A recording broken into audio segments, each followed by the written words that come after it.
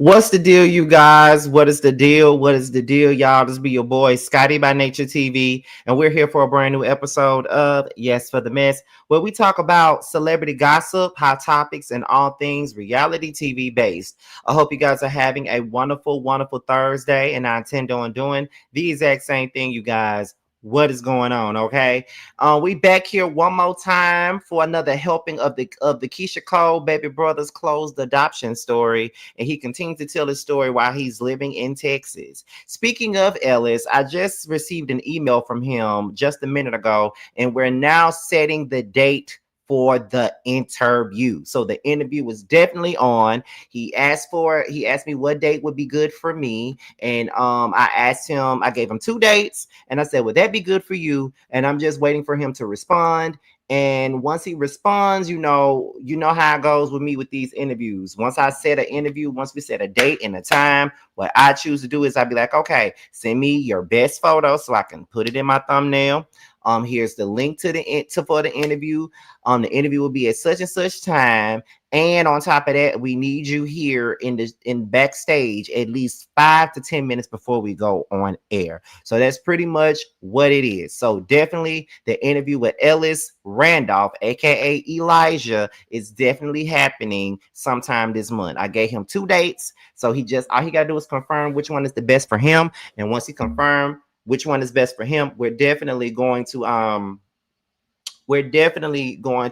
pick a time, and we're gonna be good. Okay, so I had to let y'all know that before we even got this thing started. Okay, um like I said, we want more engagement this year. It's 25 of y'all up in here so far, so I need to see 25 more folks up in the chat. Don't be scared. Don't be afraid. Don't be doing all that. Don't be scared. Let me tell y'all something. This is 2026. I'm trying to turn over a new leaf this year. You feel what I'm saying? And I had a conversation with Josiah and Sakina this past Saturday because they came over to the house, and I was basically telling them that I'm going to prioritize my rest. Like, I'm still going to try my best to give you guys content every day of the week, but if I'm too tired, I'm not going to push myself no more to do it. I got to rest. If I'm not feeling too good, if it falls on panel night and I'm too tired, I'm not going to do the panel, because when I'm tired, I'm irritable and it comes across like I'm being a mean ass. And that was very apparent on not the last one, because I hosted that one. When we was on Sakina's page, I had already said earlier that day, I had told Sakina, I said, I'm probably not coming because I'm tired. And then she was like, okay, well, that's fine. Just you could just sit this one out. You barely ever miss a day. You can sit it out. But I think T was already gone, and somebody else, Josiah, couldn't make it either. I think it was T and Josiah that couldn't make the panel. So because it was two people missing, I said, okay, Sakina, I'm just gonna go on and come on. As tired as I am, I'm gonna go on and come on. So I came on, and baby, I was irritable. Every little thing that could be said was irritating the shit out of me. And I watched it back, and I'm like, damn, Scotty, you came across mean as hell. So I feel like next time I'm just going to, if I'm too tired and if I ain't feeling too good, if my mood ain't right, I'm not coming. Like, I gotta protect my own self. I'm gonna continue. I did say that with me being on this web reality show, I've already made a decision to not really go on these platforms no more. I think that these platforms are not safe for me at all, so I'm not going no more. Whether, I know I'm on a web series, but I just got to protect myself at this point. Like, I'm already getting ready for therapy, like I'm looking for a therapist. I got one in mind already that I already contacted that I want to talk to. Like, I'm getting into therapy. There's a whole lot of things that I want to address, and there's a lot of things that I need to heal from. And like I said, one of those things that I really need to heal from would definitely be revealed on the mid-season premiere of The Scene ATL, and I'm very nervous about that coming out. But those are one of the things I got to heal. One of my paternal brothers actually reached out to me, and I haven't talked to him in almost 2 years. He reached out to me, and I told you guys I think he reached out to me on Christmas, maybe. He texted me today, late last night, with a picture of itinerary. He's bought a ticket to come to Atlanta to visit. So I haven't seen my brother in about 4 years now. I haven't seen my brother in 4 years. So this is gonna be my first time seeing him in 4 years. And I haven't really spoken to him since 2013 or 2014. So 2014 actually. So it's been almost 2 years since I've spoken to him. So that's a lot. So I have a lot that I'm trying to do. Then there's the podcast. I'm getting ready for the second book and therapy, season 2 of the Scene ATL. Like there's a lot that I'm trying to do this year.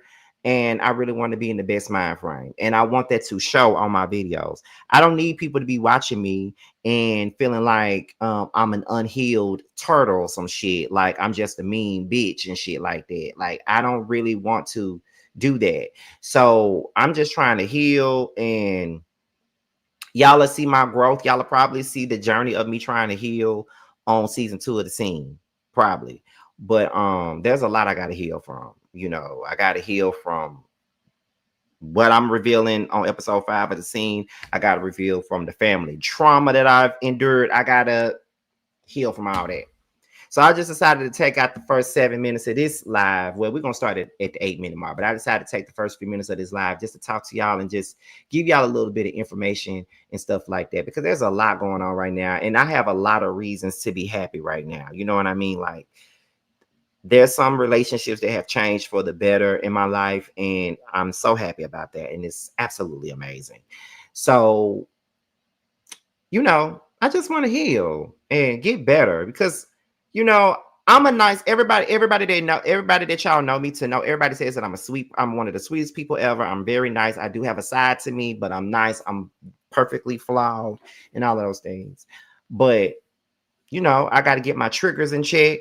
I got to get my reactions in check and all that shit. You feel what I'm saying? Now, to answer Payne's question, he asked me, what about when the season is over? I don't even think I'm going to do it when the season over. I think I'm over the web reality platforms at this point because it doesn't serve me. You feel what I'm saying? Tammy Talks, tap into these Netflix and Peacock shows this year. Which shows, girl? What shows? I don't know, because I don't really watch Peacock unless it's for Bravo, and I damn sure don't look at Netflix because I've been canceled my shit a long time ago because I don't watch Netflix. So, Tammy, you're going to have to talk to me about that. And another thing too, Tammy, you want to do, I'll reach out to you after this is over because I've been telling you the last few videos that you've been in with me that I wanted to collaborate with you again. So, oh, Traders, I didn't know that. I might just tune into that because I've never watched Traders before ever in my life.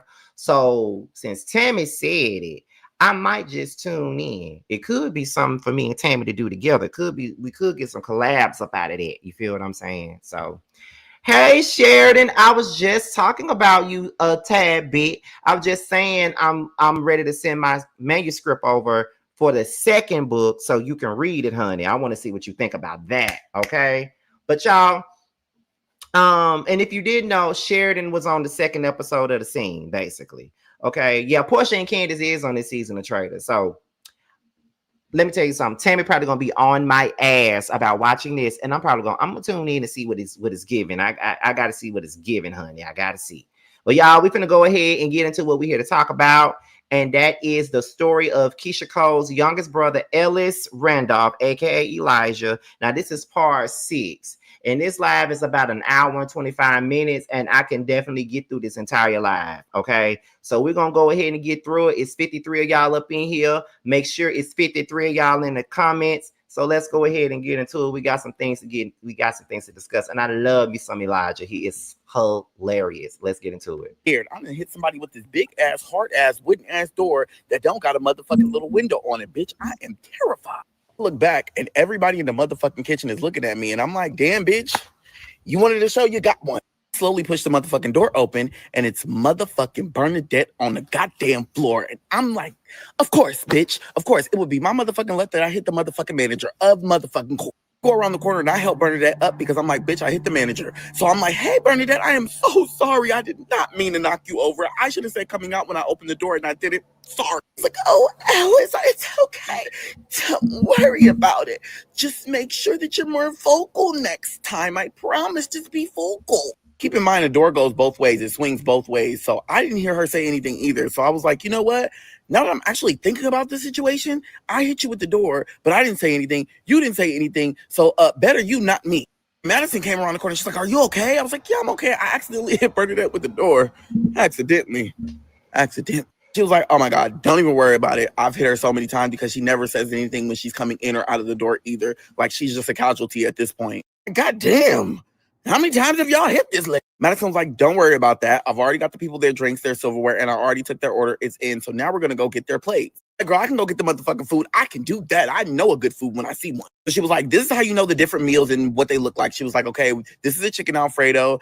This is a regular pasta for the kid. It just has butter on it. This is a chicken parm. This is a 5 cheese ziti. And this is another appetizer. We're going to put this all on the tray and we're going to take it to the first table we had. And then we're going to take this one to the second table we had. It was like, I'm going to take this to the table. And then when we take this to the table, I'm going to help you pass it out. I said, I got that. I got this. And we got this. So we go to the table. She sits the tray in the middle of the table. And she was like, okay, so he has a chicken parm. I picked up the chicken Alfredo and I handed it to him. Oops, my bad. Pollo y pollo. Bitch, it's the same thing to me. I was like, it's okay. We'll get it once you learn which one is which. So I picked it up and he was like, why would you take my food away? That's mine. That's not yours, sir. I made a mistake. That is not yours. Like, no, because that has chicken. And I was like, no, she just said that that's not it because you got a chicken parm. And just because it's got chicken, don't mean it. First of all, do you want to do my job or not? Do you want to be a customer or motherfucking not? Shut the fuck up and let me do my motherfucking job that I get paid to do. Here's your chicken parm. Like, how do you know when she took my order? Did you not just hear what she said? Madison was like, it's okay. We took the chicken Alfredo away because it wasn't yours, but you ordered the chicken parm. She was like, and just in case, if you feel some type of way, I can also give you a discount on that. Like, you know what? That sounds wonderful. And I'm like, oh, girl, you got the magic touch. I need to learn something from you, sister. We finished passing out all of the food and everything is done. Everybody is eating. And she's like, well, now we just relax. Now we just chill. Go back into the kitchen and Bernadette is yelling, I need runner. And I'm like, what the fuck does that even mean? And why the fuck are you screaming at everybody? Girl, if you need something, just ask. Like, Madison, come over here. I need runner. Well, Madison goes over there. And she's training me, so I follow her. She hands Madison a tray, and she was like, 306. Madison takes it to 306. Now, I'm following her, and then Bernadette was like, no, you come here. Go ahead and take this to 102. Bitch, I don't know where that motherfucking apartment is, nor do I know where the motherfucking table is. Girl, I don't know. When you go out of the door, make a left. Girl, I don't know where the fuck the table is. How many times I gotta keep telling you? I don't even know where anything is at this point besides myself. Nonetheless, I picked up the tray, went out the door, and broke left.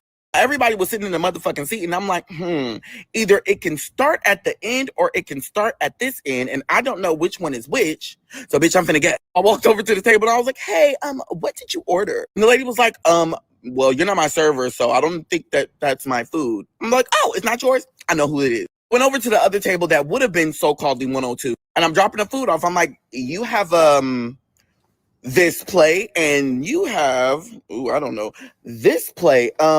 If you need anything else, your server will be with you shortly. Have a great night. Bring the tray back and everything is fine. I forget that even motherfucking happened. So I see Madison. I'm like, hey, Madison, how's the table? She's like, they're good. She's like, so what we're going to do is we're going to go and we're going to check up on it and make sure that everything's okay. And I said, oh, bitch, that's my motherfucking game. I could do that. Come on, let's go. So she goes to the first table. She's like, hey, how are we doing? They're like, we're doing good, but can we get a drink refill? She said, absolutely. I'll do that for you. And she went to the other table like, hey, guys, how are you doing? They're like, we're good. We're kind of ready to go. Can we get some boxes? She's like, absolutely. Now we go back into the kitchen and I'm grabbing the drink refills and she's grabbing the bags and the boxes for the to-go order. As we're grabbing this, some guy comes running into the kitchen and he's like, who fucking took this food to the motherfucking table? Bernadette's like, calm down.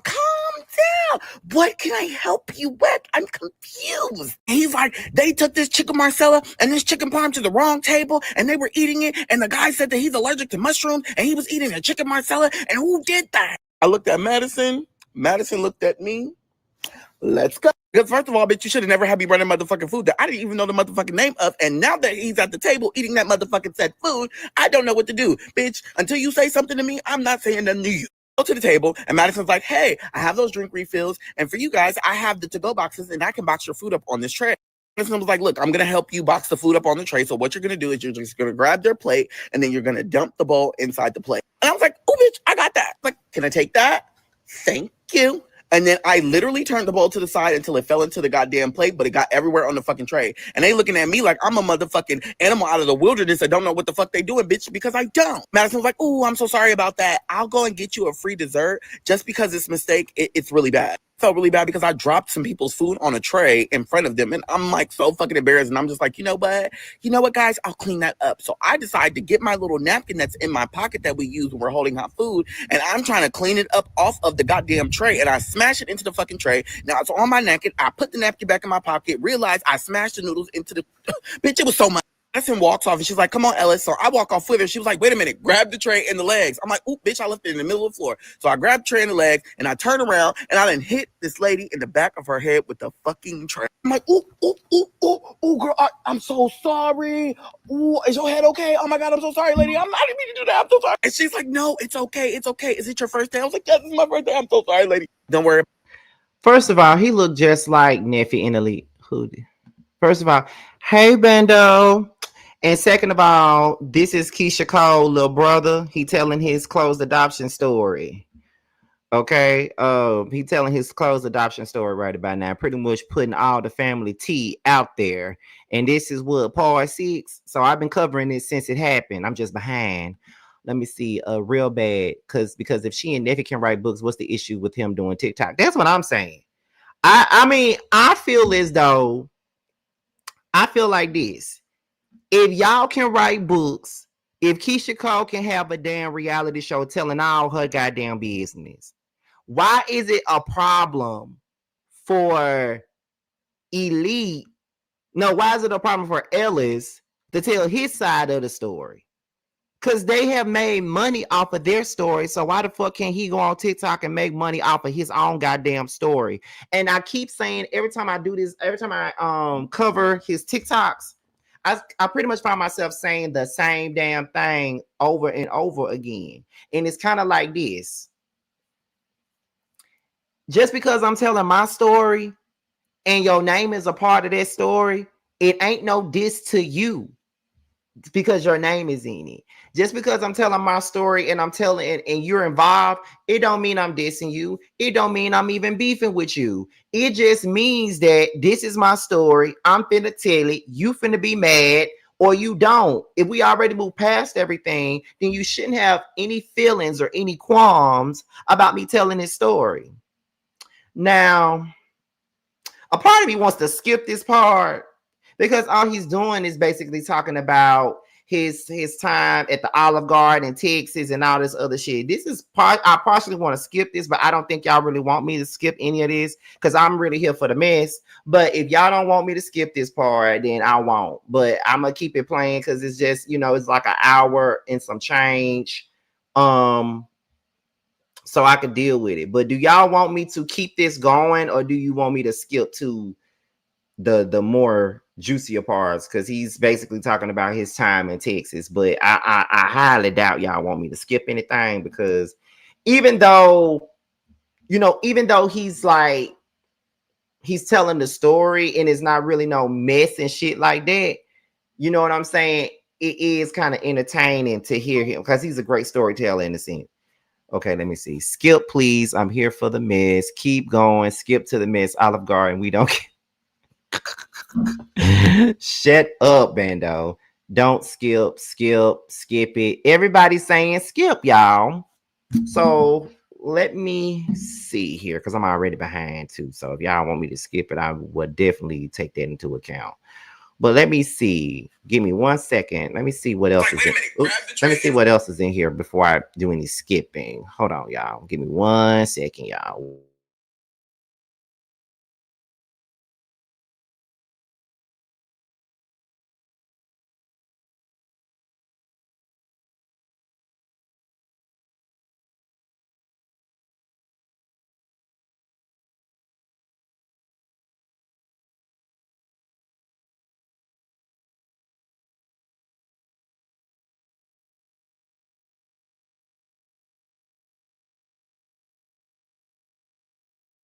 Give me 1 second.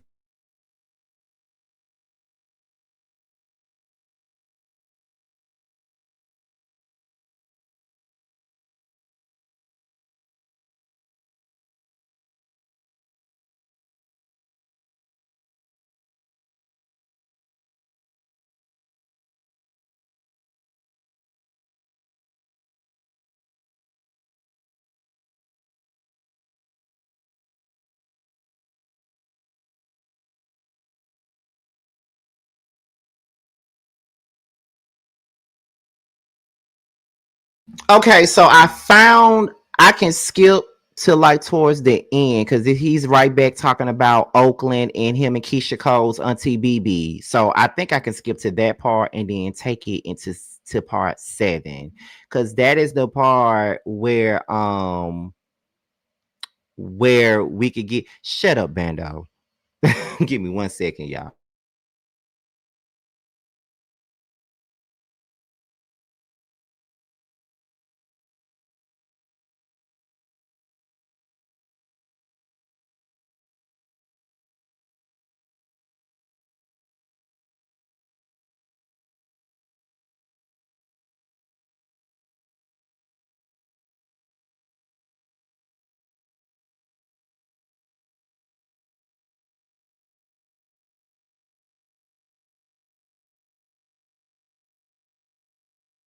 Okay, so I know where I'm going to skip to. And then it's gonna take us to the 7th part because I know y'all didn't want to hear about no damn Olive Garden. So let's move on. Not trying to get into that. So right before the fucking session is over, they said, "Why are you running from your biological family?" I was like, "I'm not running from my biological family. I've never ran from them. I don't think I'm running from them." They said the whole time we've been in this session, you've mentioned your biological family one time, and you've only said your biological family. You've told me about your sister. You told me about your best friends. You told me about life and how it's affected you, but you're not telling me about your biological family. Kind of froze, and then I was like, you know what? I don't think I'm ready to deal with them right now. I don't even think I'm ready to deal with that conversation right now. I don't even know how I feel right now. I put it so far behind me that I think in order for me to heal, I don't know what that looks like. I don't even know what that smells like right now. I love them, but to open that wound right now I can't do it. Then I start crying because it's so much that's affected my life up until this point. Therapist said, I want you as homework to write down 5 reasons why you avoid your biological family, and I want to talk about them in the next session. Absolutely. I'm willing to do that, and I think that's something that can help me. I'm an overthinker. Once it's in my mind, I can't let it go. So I just continuously thought about things. And the first person that came to mind was my Auntie BB. At this point, I haven't talked to Auntie BB in years. Years. Last time I had a phone conversation with Auntie BB was before my mother passed away. I hadn't seen her. I haven't heard her voice. And I was like, that's one person who was always there for me no matter what. And I feel like I didn't give them enough time. I didn't give them enough effort. And I didn't sing them praises when they needed it. The reason why I was reading the Bible in the first place and why I know all the verses in the first place and I know all the breakdowns and the definitions in the first place. She literally beat it in. I had no way to contact her. I had no information, no nothing. I said, you know what? I'm not going to worry about that right now. I'm going to find her when God leads me to her. At this point, I just have to let God and let go. Into the living room, chilled, relaxed, sat on the couch. And then I was like, you know what? Let me get on TikTok because I ain't been on TikTok in about 2.5 weeks. Also, I was writing a paper on Donald Trump and this administration and how they're terrorizing America at this point. And I'm like, you know what? I'm going to get on TikTok because I really want to search up some things because I know people use TikTok and I really didn't want to use Instagram and I really don't use YouTube. So I was like, let me go look at TikTok. When I log into TikTok, it says I have 999 notifications. Said that my post about Donald Trump went motherfucking viral. I think it had like 200,000 fucking views. Then I had gained from 0 followers to 150 followers. And I was very confused because I just said what everybody was, I guess, thinking at the time. Started to do my research on Donald Trump and how this administration has fucked up America and it's been fucked up America. Because I'm in a journalism class already, I'm like, you know what? I might as well start documenting how I feel about this administration and researching it and regurgitating it in a way that can help people. That's what the fuck I did. I started posting all of my thoughts about how I don't like Donald Trump because I hated him. I still hate him. I'll hate him until the day that I fucking die. For the next couple of days, I did this because at the end of the day, I felt like not enough people were speaking up. And I also felt like if you had a voice and you live in America, you should be motherfucking speaking up. I was speaking up for the Mexican community. I started speaking up for black women. I started speaking up for the Palestinians in America and across the motherfucking country. Baby, you got to understand, I came on this app guns a-blazing. A week goes by and I decided to go through my messages again. I was just on TikTok just because I wanted to spread awareness about what's going on. I never got on TikTok to be some kind of political figure or somebody to be a speaker. I felt like everybody is one of those things. And if you have a voice, you should use it. Now I'm going through my messages and I see a message that says Leslie. Now I have a cousin named Leslie. So I clicked on the motherfucking profile and lo and behold, it's Leslie. I go to the message that she sent me and it says, you need to call me ASAP. Auntie BB has passed. I've dealt with so much death at this point. I know how to handle it emotionally and I know how to take it in that moment. But Auntie BB was someone to me that was close to God.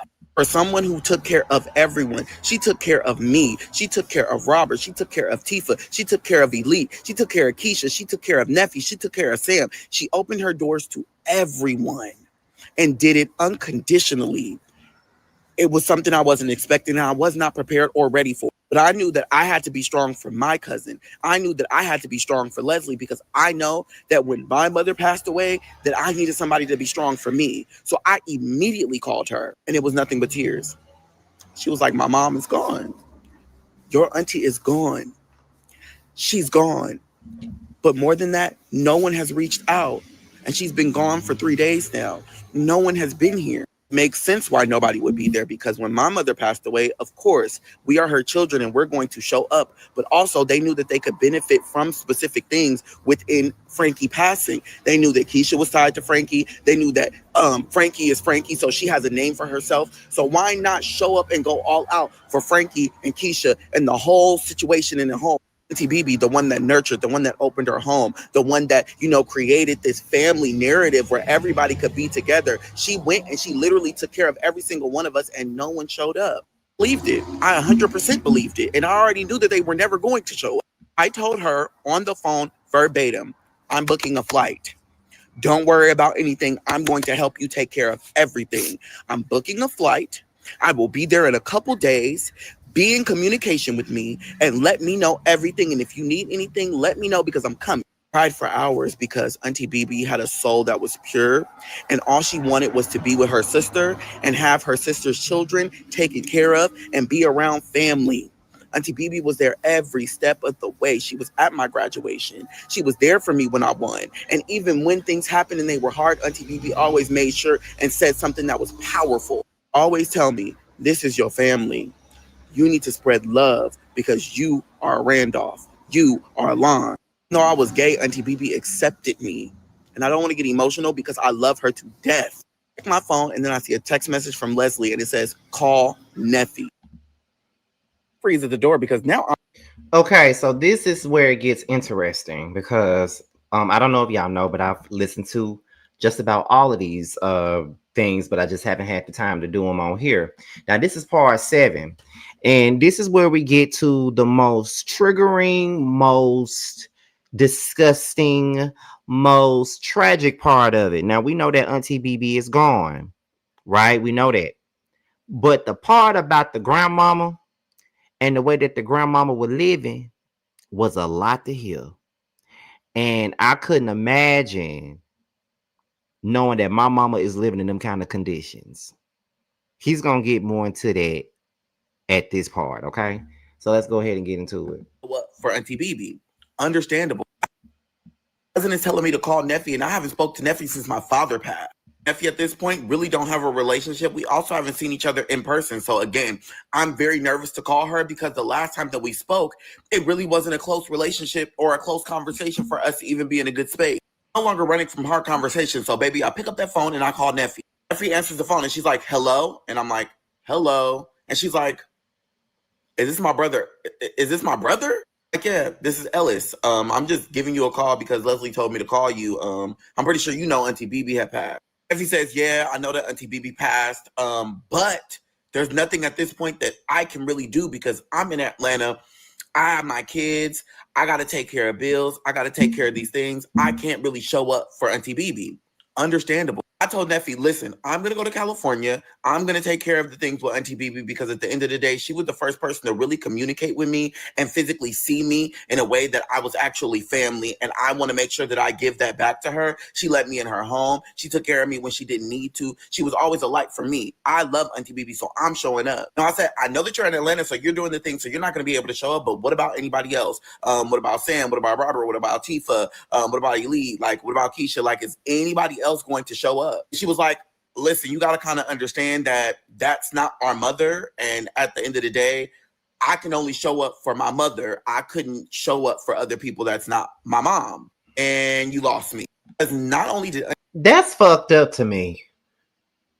That's fucked up to me. Like, I'm sorry, y'all, but that's fucked up to me because my thing is this. Granted, your mama died.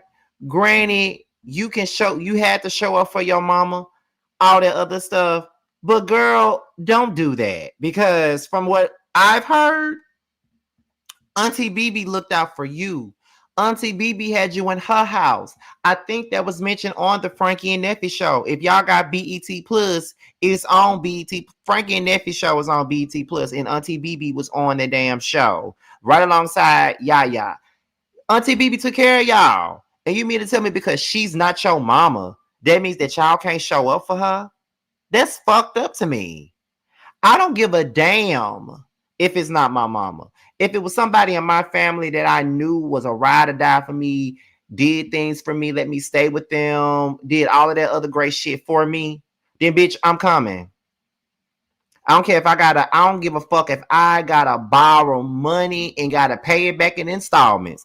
Bitch, I'm coming. Ain't nobody gonna stop me from coming. That was some fucked up ass shit. And it would have lost me too. Cause I'm like, you mean to tell me you can't show up for the same person that had your back that was holding you down? Neffy, girl. Auntie BB opened her doors to everybody. Auntie BB made sure that she communicated, reached out, even if she got ignored. She made sure that she did everything she could to try to get all of my brothers and sisters in the same room together.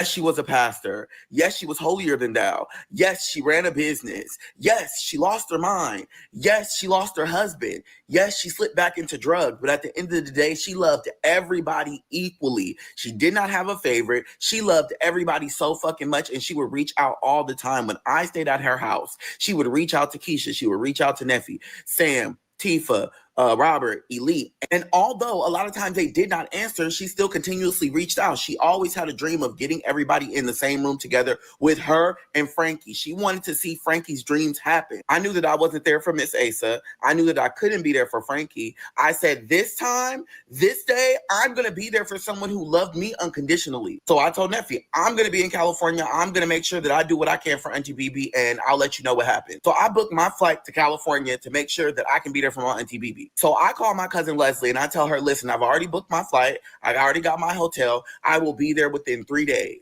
Cousin is so happy. She said, thank you for coming. Thank you for being with me. Nobody's really showing up. Nobody wants to show up. I am so thankful that you're showing up. I love you so much. I'm my cousin. I love you. I've always loved you, girl. I'm coming to help. I'm coming to be there for you. And she's like, before you come and physically be here, I have to tell you, do not expect your Yaya's house and your Yaya situation to look the way that you remember it. And I'm like, girl, what the fuck are you talking about? That lady house is immaculate from the head to the motherfucking toe, girl. Said, no, I need you to physically see it for yourself. I need you to see the situation that your Aunt BB was living in, that your Mama Frankie was living in, and that your Yaya is currently living in. And I'm like, wait a minute. Tell me now before I get there, because you're going to piss me off. And not you, but the situation in itself. Girl, what the fuck does it look like? And she's like, I can't say it over the phone because there's no words to describe it. You have to physically see it yourself. I'm starting to get agitated, scared, and irritated because I don't know what she's talking about. I'm like, did she lose the house? What does the house look like? Did she renovate the house? Is the house, I'm just confused as to what could the house fucking look like. I haven't seen Yaya since I went to Keyshia's concert and seen my sister for the first time. So over 10 years. 100% that's my fault. I knew she lived in California. I understand that I was going through things, but at the end of the day, when you have a grandmother and you have someone who has been here for decades and years that tried to put a lot into the family, it's your duty to try to help them, and I didn't. Not only am I going down to help with Auntie BB, I hope that I can go down and I can talk to my Yaya and figure out what's going on and figure out, hey, how can I help you? Getting on this plane and I'm motherfucking nervous. I'm shaking. My ass is shaking. My legs is shaking. My head is shaking because I don't know what the fuck to expect. I flew from Austin International all the way to SFO. And I ended up getting a hotel in San Francisco. Now, because this was a very hard time for me, I asked my best friend Christian to come stay with me while I was doing this because I could not do this by myself. I haven't seen my best friend Christian since my mother passed. Another relationship that I had to reconcile because, again, I have not spoken to him. I have not talked to him. He was getting all of his information from Venetia. Christian is like a brother to me. And I felt so fucking bad because, again, I went through so many trials and tribulations. And I feel like it wasn't his fault that I didn't speak to him. I was going through things and I was wrong for not communicating that because this motherfucker still loves me. I went to the hotel and I called him. I'm like, hey, best friend. And he's like, yeah, fuck you. I'm like, you know what? Absolutely. This is my location. Come, and I'm just happy to see you, motherfucker. In 20 minutes, he pulls the fuck up on me and he's like, listen, if your motherfucking ass ever disappears again, I'm going to find you and I'm going to make sure your ass don't exist on this earth ever again. And you motherfucking right. And I'm going to let you have that. I deserve that. We sit and we talk. We talk for motherfucking hours. I'm talking about I give him the rundown, the play of everything that's fucking happened. Pretty much an overview of my whole fucking life. And then I tell him what happened with my aunt. And then I tell him what my cousin said and how to be worried and be prepared for what I'm supposed to see at the fucking house. Best friend is like, oh my fucking God, like, what's going on with your grandma's house? Like, is it okay? Like, do you want me to come with you? And I'm like, no, you don't have to come with me because, again, she's a very particular motherfucker and you're going to get cussed out. But what I will say is when I leave, I'm going to need a drink. We're going to need to go out. He's like, best friend, that's fine. Don't worry about it. At the end of the day, when you're ready, let me know and we can go out and get a drink because it sounds like you're going to need one. I said, I love you. Let me go figure out what the fuck is going on. I take an Uber all the way from San Francisco to Oakland, California. Call my cousin. I tell her, hey, I'm on the way. She's like, perfect. We're here. I cannot wait to see you. Now, I want you to remember that I said that my Yaya's house was the most exquisite, pristine, black, old school, eccentric house that I have ever seen from the top to the bottom. She had nothing but cheetah print, leopards. I'm talking about all the pictures lined up in the way that it's supposed to be on the wall, everything organized to the point to where I know that if I touch something, she know that it's going to be motherfucking out of place because everything is set up so specifically. I'm talking about from her bedroom to the guest bedroom to the kitchen to the bathroom. Everything was so fucking organized and put together. You would have thought that she was a motherfucker on HGTV, bitch. I'm talking about she was the one fixing and mixing and mixing and matching. Pull up to her house, and when I tell you that same red fence is motherfucking there, so I'm like, whoo, everything is good. I get out of the car, and I knock on the fence because, again, the fence has a door and it's locked. My cousin Leslie comes out, and she's crying. She's like, I love you, cousin. I missed you, cousin. And we're hugging and we're crying. And I'm like, girl, I missed you so much. And it's unfortunate that we have to meet on these circumstances, but I'm glad that I'm here, and I'm glad I can be here for Auntie BB. She pulls me to the side and she's like, before you walk into this house, I want you to be mentally prepared for what you're about to see because this is going to be crazy. And I'm like, girl, I'm just ready to see what the fuck you're talking about because I'm confused. And at this point, is my grandma even, is she alive? She's like, it's not like that, but it's like that. I'm like, listen, walk me through it.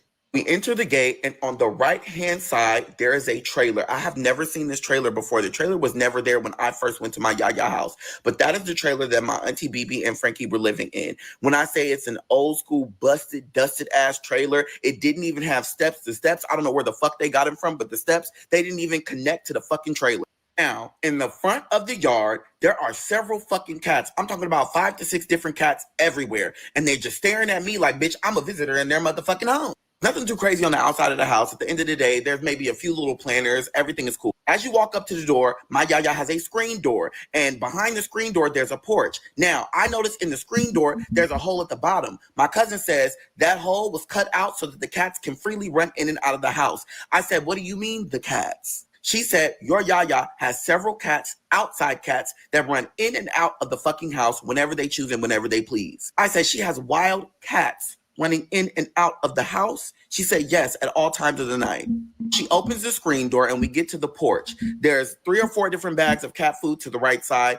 And then you look at the door. Now her door is a big blue door. On this big blue door, there are hundreds of fucking roaches. I'm gagged. I'm like, bitch, what the fuck? I know you're not finna touch that. She said, cousin, and she starts crying. You need to see this. You need to see this. You need to see how your Yaya is living. Act normal. Act like it's fine. How can I act like that's?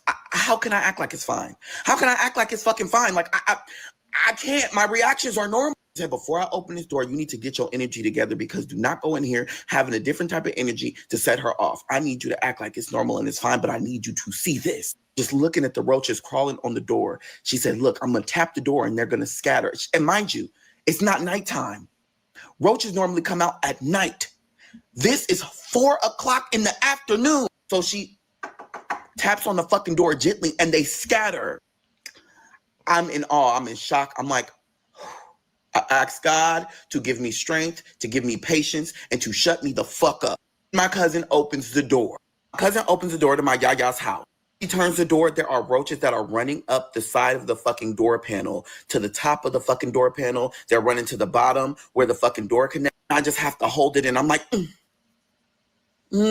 opens the door, and in front of me, there is a bed frame with a fucking tent. And in this tent is my yaya. Now, on the left-hand side of me, there is a TV sitting on an old, dirty, dusty entertainment center filled with a bunch of leopards, stuffed animals, and things of that nature. And I'm like, wait a minute, is that the same entertainment center that I seen when I was fucking 15, 16? Entertainment center used to be gold. Now it's yellow. And there's a difference between gold and yellow. Gold is tarnished and it's dusty. Now, where her tent is, where she's sleeping on, it used to be a long dresser, and she used to have all of these knickknacks, these wonderful jewelry, all of these things that I was like, oh my God, I'm in awe. Like, these things are beautiful. That no longer exists. It's a blank, empty wall, and the wall is covered in roaches. There are roaches on the window. There are roaches in the corner of the ceilings. There are roaches on the floor crawling around. On the right-hand side up against the wall, she has a small little table and a chair and a lamp. Roaches crawling within the inside of the lamp. There are roaches crawling on the chair and on the little entertainment center that she had sitting on the side as well. There was a little table. I would say it's an entertainment center because it has doors that can open. Now, on the left-hand side, it's going to be an entrance, and that entrance leads you to the bathroom that's sitting in the corner, to a bedroom that was her fucking bedroom, and to the right, which was the guest bedroom.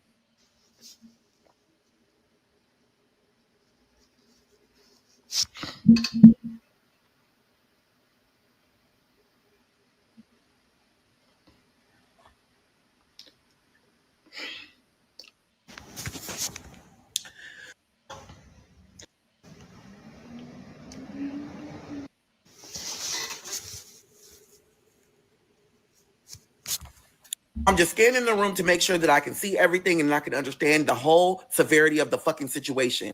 As I look to my left, my yaya has a cabinet. Now, in this cabinet, she had pictures of everybody. Keyshia, Neffy, all of the family, Yaya, Frankie, everybody. My yaya had pictures of her and everybody within the family. This was clean. It was pristine. And I'm talking about, it looked like she cleaned that motherfucker every single day. I look at it now, it's dirty, it's dusty, there's roaches all in it, roaches on the picture, spiders on the picture. I'm talking about, it looked like a death trophy case. I'm like, Yaya, you still have all Roaches and spiders?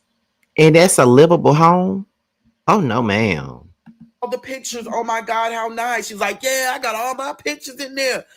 You see Keyshia and Neffy? Go ahead, open the case. I ain't opening that goddamn case. I was like, no, yeah, I'm not gonna open the case. It's nice, it's beautiful, it's wonderful. Now, as I look to the right, where the pantry is, the door is cracked open just halfway, but the table isn't in front of it. And I see a bunch of little different eyes looking at me. And I'm like, oh, it's like 100 cats in that motherfucker. My cousin Leslie was like, shh, don't say that. She was like, there's so many cats over there. Do you see all them fucking cats that's in that motherfucker? Do you see it? I said, no, go look. I need you to see how your yaya is sitting.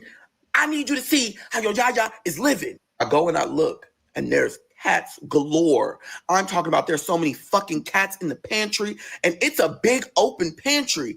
And I'm like, I whisper, how does she get, do they clean? How do we? She was like, they don't.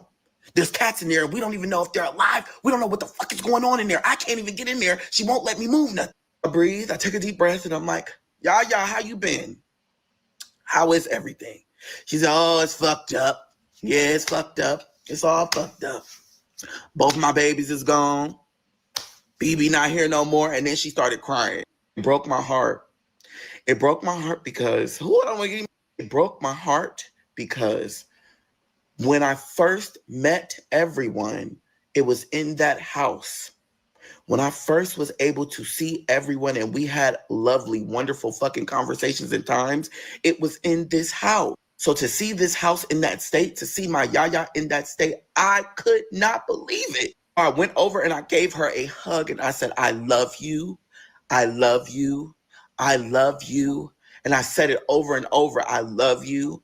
And I love you. And I love you.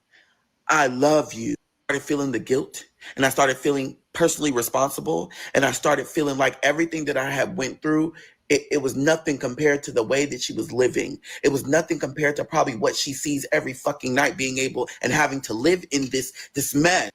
80 something years old and to be living like this. What?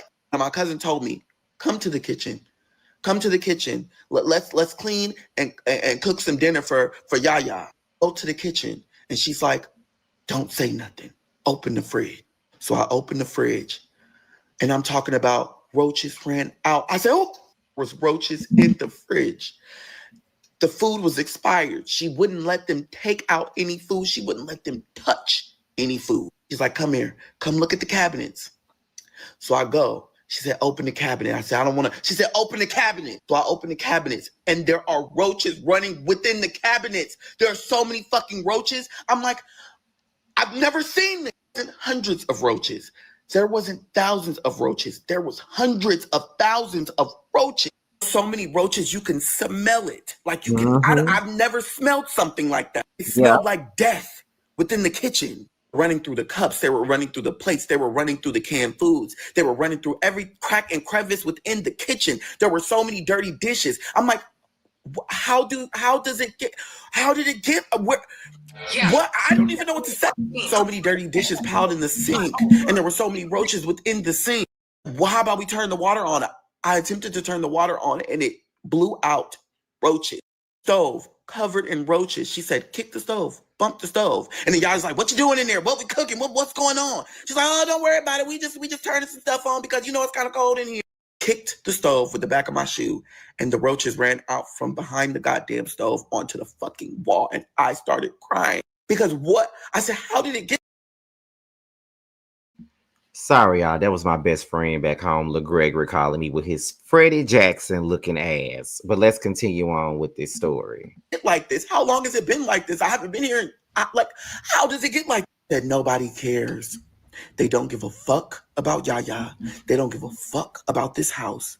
They don't give a fuck if she lives or she dies. They don't care. He said, I drive every day from Sacramento and I sit and I try to clean and my Yaya yells at me. She gets mad, but I sit here and I deal with the roaches. I deal with the bullshit because if she can deal with it, so can I. What about Auntie Bibi? Where was she living? She said she was living in the trailer. And I sat here because my mama was here and I wanted her to get her life together. After she lost her husband, after he passed away, she lost it. She lost everything. And we're not done. I don't want you to feel like this is over. We go into the bedroom. We go down the hallway and then we turn to the bathroom and it was roaches everywhere. They were inside the toilet. They was on the fucking bathroom floor. They were on the motherfucking tub. I was like, how does she use the bathroom? And she wipes the toilet and she says she's sanitizing it. I said, I don't want to see no more. She said, no, you're going to see it all. Let's go into the motherfucking bedroom. So I go into her bedroom that was put together from the top to the bottom. I'm talking about it was the most beautiful bedroom I had ever seen in my life. Yes, it was motherfucking overmaxed with things, but the things were in the places where the things needed to be. It was tossed up like a tornado in the motherfucking valley. I'm talking about there was shit everywhere, like somebody ransacked her house. I said, where's everything that was here? She said, these people on the streets, these crackheads, they break through that window right there every fucking night and they come in here and sometimes they'll sleep, but sometimes they'll ransack the things that she has in here, even though she don't have much. I said, what are you talking about? She said, you see that window? You can open it up. She said, it doesn't have a lock. They broke it off. So all of the crackheads and bums, they know how to open up the fucking door and the fucking fence and they come through the window and sometimes they will sleep. Old clothes, there was people's shoes, there was motherfucking leaves, there was sticks. I'm like, oh, I can't do this. Told her I need crackheads and broke into her house, basically made her house their house, came in, stole her shit so they could get the next hit. That's crazy. a break. I need to step outside. I need something. I can't do this right now. She said no. She grabbed my shoulder. She said, you gonna look and you gonna take it in and then you gonna go in there with your Yaya. And the same way that I sat in these roaches, you gonna sit in that chair and you gonna sit in these roaches. And I said, you know what? I'm gonna do it. So I went and I sat in the chair and she's sitting in a tent on a twin-sized mattress frame. There is no bed. There is no cushion. There is a blanket on top of the frame and she has a small gray tent. She's sitting in this tent And she has about 2 to 3 cats in this tent with her. And I say, Yaya, I love you. How you doing? How you been? And she said, nigga, I've been good. Where the fuck you been? I think about you all the time. I'm glad you alive. Would have thought you was in the streets dead somewhere. I said, listen, Yaya, if you ain't take me out, I'm still up and kicking. And she said, yeah, you still up and kicking, but BB ain't. My baby is gone. You know, she been doing them drugs. She slipped back. She ain't no pastor no more. I said, well, she with her sister. She with her best friend now. He said, oh, I know they up in heaven calling that motherfucker hell. And in my brain, I'm like, even what she's sitting in right now, even how she is right now, even how I know that this is fucked up. I know she probably knows it. How is she still able to, how? I tried not to cry. I tried not to cry because I know she's been dealing with this for so long. It's probably normalized in her head. And I said, listen, Yaya, I love you. I need a moment. I got to make a phone call. I'm going to step outside. She said, okay, I love you. I went outside and I said, cousin, I can't. It's too much. I can't. It's too much. I'm not ready for this. I don't know. She said, I drive from Sacramento all the way to Oakland, California to be with Auntie BB, my mama, and to be with my grandmother. Every single day, I clean this house. I'm cleaning up little by little. And she yells at me. She fights me. She cusses me out. She doesn't want me to touch anything because she's not fully there. And then I had to try and chase my mama through the streets, try to make sure she's safe, try to make sure she's good, try to make sure she's okay. She was living in this trailer. She said the trailer got roaches. She said, no, you gonna come see this trailer too. I went inside the trailer. There is no lights. There ain't no fridge. And it's roaches every fucking where. I said, how can one live like this? I said, this causes health problems. I said, how can one do, how is this even fathomable? How is this possible? He said, instead of trying to wish or say, how is this possible? Accept this reality right now so that you can have it in your mind that it happened. I said, you're right. You're absolutely right. I need to accept that this is the way that it is. And it's just been like this. And what can I do to help? And what can I do to change? She said, you being here, someone being here other than me, having to see and deal with this matters. How can you clean this? I said, you just can't clean these roaches. I said, there's hundreds of thousands of roaches. She said, there's probably millions of roaches. She said, they're in the walls. They're in the pavement. They're in the ground. She said, there's roaches everywhere. There's 30, 40, 50 cats. She said, this is not just something that you can just clean overnight or in a day. She said, I've been trying to clean. I've been trying to throw away. I get cussed out, kicked out. She told me to get out of her property, and I sleep in the car in front to make sure no homeless people and no bums try to come within the house and break into her motherfucking bedroom and sleep or be in there. She's like, God knows how many times any random man done came in here and tried to steal or touch on her. I didn't even think about that. I said, cousin, I know this is a lot, and you know I love you to death. I said, how did Auntie BB pass? She got quiet. She took a deep breath, and she said, so my mother was trying to get out of the trailer one night because she wanted to go in and check on Yaya. She was yelling, she was screaming, and she fell down these raggedy ass steps and hit her head on the concrete. Said then she got out of the car. She came to help her mother that had just hit her head on the concrete. She then took her to the hospital. And then a week later, Auntie BB passed. Said, I haven't been eating. I haven't been sleeping. My mother is gone. The only memory that I have right now of my mother is my Yaya. Said, whatever you need, you let me know. I don't give a damn about money. I don't give a damn about time. I don't give a damn about any fucking thing. You let me know. Now, my cousin made a GoFundMe for my aunt, and she posted it. But I also posted it on my TikTok for people to donate. This was around the same time that I said Mexicans ain't going anywhere. So again, I was going through a whole bunch because social media didn't even really understand what I was physically going through in that moment. So people donated, and it went to about $2,400 or $500. Cousin told me, she was like, listen, you've done enough. You already helped us with the GoFundMe and people have been donating. I said, no, it's not enough. There can never be enough. If you need food, you let me know. If you need water, you let me know. Let's go to the store and get cleaning supplies. Let's go get anything. I said, listen, you know how we can get this fumigated. Whatever you need, you let me know. I want to get my mother cremated, but I also want to make sure that she's in the wall next to your mother. And I said, well, I don't even know where my mother is buried. And she said, you ain't never knew where your mother was buried? I said, no, I didn't go to the funeral. I didn't know where the funeral location was. I don't even know where her burial site is. But I know you didn't go to the funeral. She said the same way that they didn't invite you, they didn't invite us or Auntie BB. I asked her, Auntie BB didn't go to the funeral?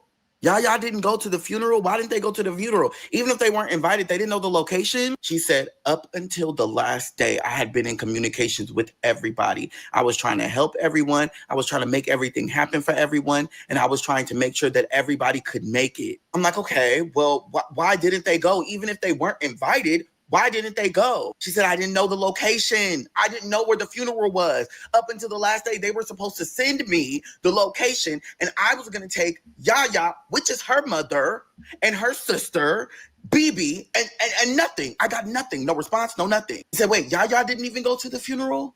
That's her mother. Yaya didn't go to Frankie's funeral?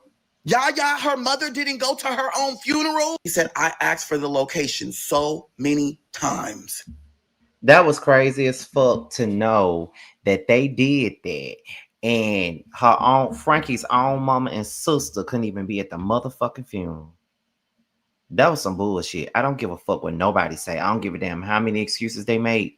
That's bullshit. How the fuck you disinvite the sister and the mama, but got all these fucking celebrities there that could give two fucks about Frankie? I ain't even got Frankie's friends there. Bitch, please. Is this my DoorDash? Yep. Yeah. Let me let this play while I go get my DoorDash. I'll be right back, y'all. They did not give it to me.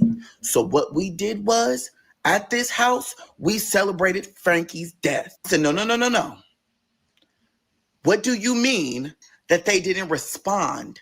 No one called, no one texted, no one said anything. I said, you said you were just in communication with them up until the last day. She said, yeah, we're talking. She was like, I was trying to help them because there was a lot of them. She was like, I was helping them find hotels because at the time, I was working in hotel concierge service. I was dealing with that. I was trying to do the best that I can to make sure all of them were put together. I said it went radio silent on the day of the funeral. Why didn't they give you the location prior? She said, I don't know. But your Auntie BB and your Yaya was not in attendance at your mother's funeral. They didn't even get to go to the burial site. What the fuck are you talking about? In that moment, I was done. I didn't want anything to do with any last one of them. I'm tired of the dysfunction. I'm tired of the drama. I'm tired of the bullshit. I'm tired of the games. I'm tired of this fake, phony, gutter snipe ass bullshit. There is nothing in this world that would make me feel or make me say or make me take away from someone being there for someone's funeral, especially their mother and their sister. Auntie BB loved Frankie more than she loved her fucking self. She wanted Frankie to win more than she could. And her own mother? I wouldn't give a fuck if they was addicted to drugs, crackhead down. Why the fuck were they not there at the motherfucking funeral? I was done. I let it go. This is not family. This is not love. This has nothing to do with love. And if it is, I never want to experience this a day in my fucking life. I don't give a fuck. Told my cousin, I love you. I am here for you. I'm in your life. I'm not going anywhere. I'm going to be here for you because you lost your mother. And when I lost my mother, you tried to be there for me. And I'm going to do the same for you. So I said, listen, let's go to the store. Let's get some food. Okay. Then her daughter, Ajane, pulled up. And when I tell you, Ajane is like a sister to me. And I seen Ajane. She drove, put the car in park in the middle of the street, got out and jumped on me. I'm talking about, bitch, we almost fell on the ground. She was like, cousin, I love you. I miss you. She said, my honeybee is gone. Auntie BB is gone, but you here. My cousin is here for me. My cousin is here for my mama, and my cousin is here for my aunt BB. Now, my cousin pulled up. She had her husband in the car. She had her newborn baby in the car, and she said, cousin, I have been here with my mama. We have been taking shifts. When my mama is tired, she'll call me and tell me to pull up, and then I relieve her, and then she leaves to go to sleep. She'll get a hotel, or she'll go back to SAC, and she'll do what she needs to do, and then she'll drive out here, and then she'll give me a break, and then I go deal with my kids. She said, I got 4 kids, cousin. She said, I'm living my best life. I'm doing what I can for mine and my mama and my BB, my Yaya. I'm here. She was like, hold on, cousin, I gotta go check on Yaya. And she went in the house, and she was like, Yaya, I love you. And she started talking to her, and then I realized that my family has been cursed with this bullshit life that they can't get rid of because everybody has been chasing fame and being a celebrity, and they didn't realize that there's so much more to this. There's so many people that have been affected to the point to where it has trickled down to my cousins that they can't even live their own lives because they're trying to put the pieces together that people ripped apart from them. Why is my Yaya living in a house full of roaches? Why was Auntie BB living in a trailer? Why was Auntie BB on the streets? And when she was the one trying to take care of everybody, why was Frankie living on the streets when that was our mother? Like, and I'm a part of this problem. And even though I was trying to figure my own life out, there was moments in time that I could have called. I could have been here. I should have been here. I'm 28, 29 at this point. What the fuck am I doing? Why is it that my cousins who are less financially stable than I am at that moment in time, driving hours back and forth, still going to work, driving back and forth, coming here to watch my grandmother, our grandmother, at night, putting their lives on the line. My cousin has a newborn baby, and she's sitting in the car overnight sleeping with her child to make sure that her grandmother is safe, feeding her, going in the house, making sure she's okay. She's putting her health at risk. She's putting her newborn's health at risk to peer with her grandmother. Where the fuck is everybody? Ajane came out and she said, listen, cousin, I love you. She said, I don't need you to do anything more than you already done. You didn't even have to do that. She said, now we have enough money to deal with Auntie BB and to make sure that she's okay. She said, my honeybee is going to be fine because of you. And she loved you so much. She would be so fucking happy and so fucking proud right now. I said, Ajane, what do you need? I said, you got a baby here. She said, don't worry about it. My Yaya's okay. I'm going to make sure my Yaya is okay. I'm going to make sure she's fine. She said, you don't worry about that. You help my mother bury her mother.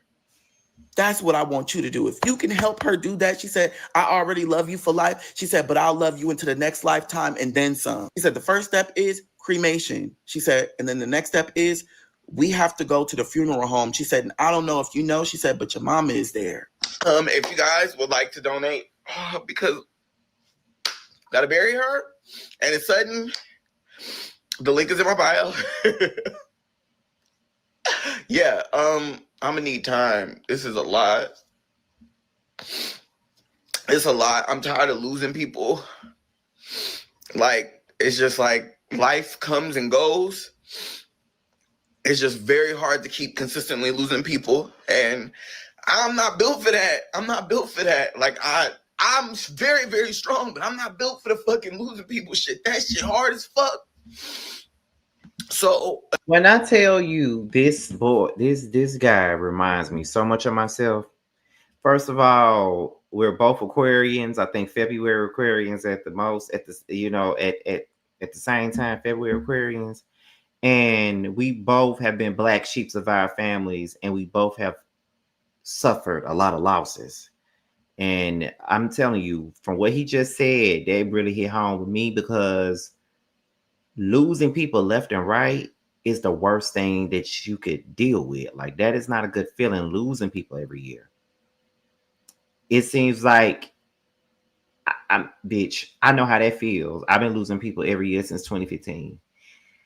Having to bury somebody every year since 2015. Now, this past year, I didn't go to nobody's funeral. I stayed my ass in Atlanta. But other than that, it was like, can't do it. It's too hard. It's too hard. And Ellis being a savior, that was me. I know how that feels too. You trying to save everybody. Everybody looking at you to be the savior. Everybody's looking at you to do everything. And you young. You got your own shit. You got your own life. The fuck? You got your own shit to follow through and deal with. But you're trying to deal with other people's issues too. Come on now. So I get it. I get it. And I definitely understand it too. Let's continue. Again, can y'all send my cousin some love? Because although I know what it's like to lose a parent, I know that I needed support when I lost my parents.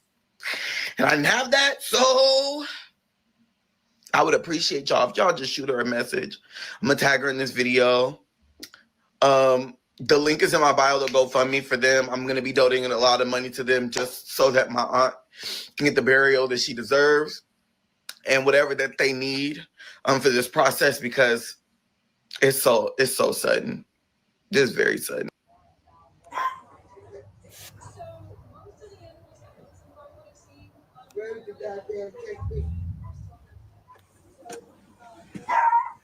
Classrooms workers on the aircraft. The three who are here for you, because we listen to you. And doing what you want to do. Channel 7 on your side. We need your help. Step back. I want to see this. Step back.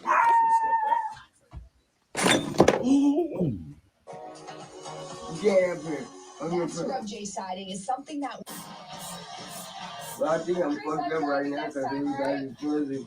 Thank you so much. And Natalie, I'm going to give you a hug. That was so wonderful. Thank you to everybody that's donated to the GoFundMe. I don't run the GoFundMe personally. The GoFundMe is through my cousin, and my cousin's getting that money directly. I'm not getting any money. I don't need any money. I've even donated money myself. I just want to make that clear because I did get a few messages saying, if you're running the GoFundMe, I'm not running the GoFundMe. That's specifically for just my cousin and for her kid. That's all for them so that they can take care of making sure that my aunt's okay. I know a lot of personal things right now. I'm not going to share them. I feel like that's going to be her story to share. I'm going to tag her in this video just so you guys can go ask her some questions and share your love with her. I know me personally, when somebody has passed away, specifically when my mom passed away, it was hard for me to share and give information. I know they're going to update it on GoFundMe. She might update it on her page as well. But for me personally, I just don't feel right sharing the specific small details because it's not my parent. And I would feel some type of way if somebody told my mom's story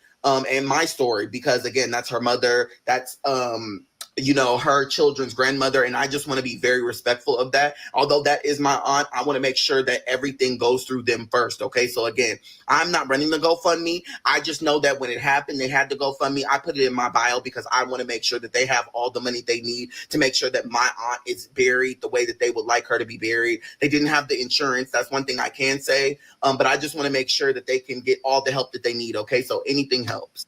Before I get into this next part, because I'm going to take a little bit of a break because this is heavy for me. Number one, Auntie BB was able to attend the funeral. I'm telling this story by the information that I'm finding out. That's number one. Number two, Yaya did not go to the funeral.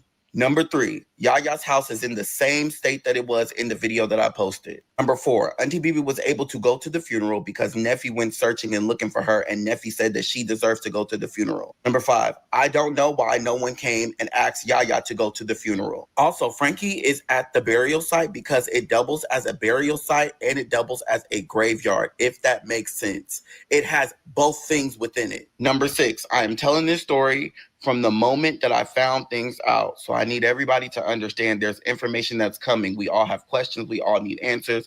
Let me tell the story and let me get through this so I can finish because this is goddamn emotional. Now my cousin wants to go to the burial site, which is also a mausoleum. Before any of that is taken care of, I made sure that my cousin had full access to the GoFundMe to help Auntie BB.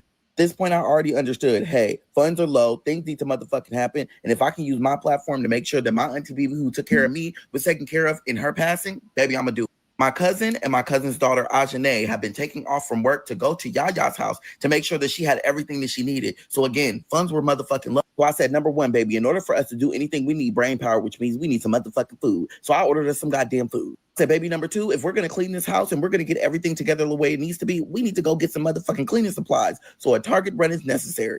Me and my cousin Ajane and my cousin Leslie, we get in the truck and we take our asses to motherfucking Target. And I spent maybe $300 or $400 on cleaning supplies, baby, so we could clean the whole entire house. Because again, at that time, the plan was we're going to clean what we can, throw away what we can, and whatever she wants to keep, we're going to put in one small tiny box, and then we're going to make sure that everything stays clean. We also had a plan to call fumigators so they can come in the house and they can fumigate. And what we were going to do is we were going to move our Yaya out of the house for about 2 to 3 days so that all of that can take place. If you know anything about motherfucking Yaya, baby, she don't play that shit. She said she wasn't leaving. She wasn't going. She don't give a fuck. And good luck, Chuck. I'm like, girl, you gonna get the fuck out this house today. I don't give a damn what you're saying. You need to leave for at least 2 days so they can fumigate and you can lay back in your motherfucking bed, not in a motherfucking tent. After we got all of the cleaning supplies from Target, we went back to Yaya's house and we started cleaning up little by little. Although the sun started going down, baby, I said, listen, I'm going to do what I can because I'm going to need to take a massive break. I felt like the roaches was crawling in my skin, girl, in my ears, in my eyes, in my motherfucking lip, girl. I could not take. Starts getting darker around 8, maybe 9 o'clock. And literally my cousin said, I am exhausted. I got to go home to my kids. I got to make sure they ate. I got to make sure they're good. Ajane said she might stay tonight, but cousin, if you are tired, go home. Go back to the hotel. Go get you some rest. Don't worry about it. So I did about 30 more minutes of cleaning. I was like, listen, bitch, I'm tired. I need a shot. I got to go home. She was like, listen, because I completely understand. Go take you a break and I'll see you tomorrow. Call my Uber and I get in my Uber and I take my ass from Oakland all the way back to San Francisco, which my hotel was at. Baby, when I tell you I got butt naked in the goddamn hallway, I don't give a damn. I'm not taking these motherfucking roaches with me. Bitch, are you crazy? I got butt naked in the motherfucking hallway. I made sure to take a bag with me. I put all of that shit in the motherfucking bag and I got into my hotel room and bitch, I took a 3-hour motherfucking shower. Now, my best friend Christian called me, who I haven't seen in years. And he's like, listen, where are you at? I am coming. I said, baby, I just got back to the hotel room. Nigga, I need a shot. I need all types of shots. He said, okay, come on. We're going to go out. So he came to my motherfucking hotel room, baby. And I'm talking about we had a ball. We went out. And I'm telling you, I don't know if I had too much to drink. I don't know if I had enough shots to save the motherfucking day. But bitch, I start crying. Talking about, bitch, I'm crying and screaming and throwing up, crying, screaming and throwing up. And my best friend is trying to get me to the motherfucking hotel because he's like, bitch, night over. It's 2 o'clock in the morning, bitch. It's time to go.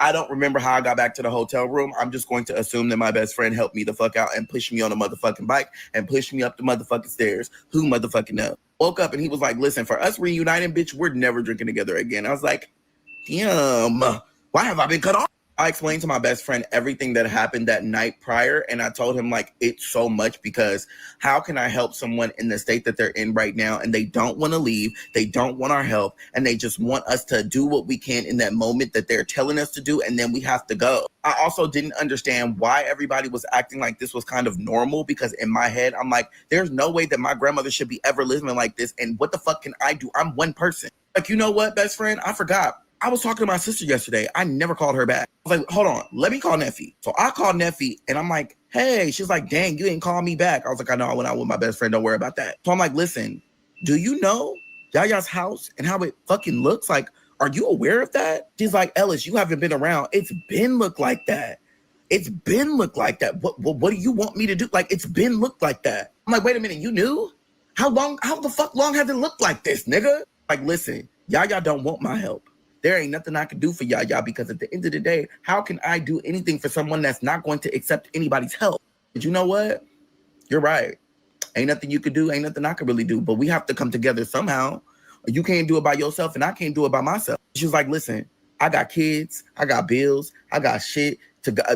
Nigga, it's so much going on right now. I can't do it. Like, listen, I did what I could, okay? And I'm going to go back today. I got a bunch of cleaning supplies. I bought a bunch of food for them so they can be able to eat. And I'm going to go back today. And then we're going to go and we're going to head down to go see if we can get Auntie Bibi in the mausoleum. He's like, you know, that's expensive. You know, that's top dollar. Like, how you going to be able to do that? And I'm like, girl, I can't prepare. She's like, okay, well, if you can't prepare, can I get 150? Boo, boo, boo, girl. I know you didn't just call my motherfucking phone or tell me on my motherfucking phone you want to borrow some goddamn money, girl. Kiss my ass.